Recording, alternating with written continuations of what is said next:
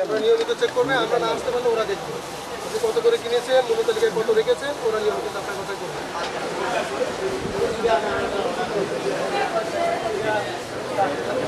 কাঠের বক্স বানাতে হবে,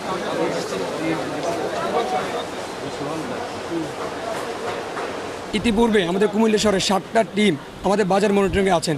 ইতিমধ্যে আমাদের প্রশাসন আমাদের সাথে যুক্ত হয়েছেন, আমাদের ছেলেদেরকে যথেষ্ট পরিমাণ হাতে কলমে প্রশিক্ষণ দিচ্ছেন। আশা করি আমাদের প্রশাসন আমাদের সাথে থাকবেন পরবর্তী প্রোগ্রামের জন্য। আপনার একটা আইনে বলা আছে যে আপনি কত শতাংশ লাভ করবেন। এখানে লেখা আছে। ছাত্র ভাইরা যে বাজারগুলি মনিটরিং করছে স্বতঃস্ফূর্তভাবে আমাদের একটা সাধুবাদ জানাই। একই সাথে আমরা তো নিয়মিত কাজগুলি করি, যেহেতু তারাও কাজগুলি করছে, আমরা চাই যে আমরা সম্মিলিতভাবে কাজগুলি করি।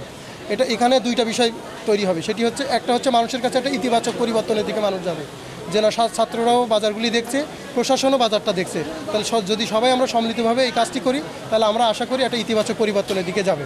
এবং আমরা চাই যে এভাবে কাজটি চলুক। নাম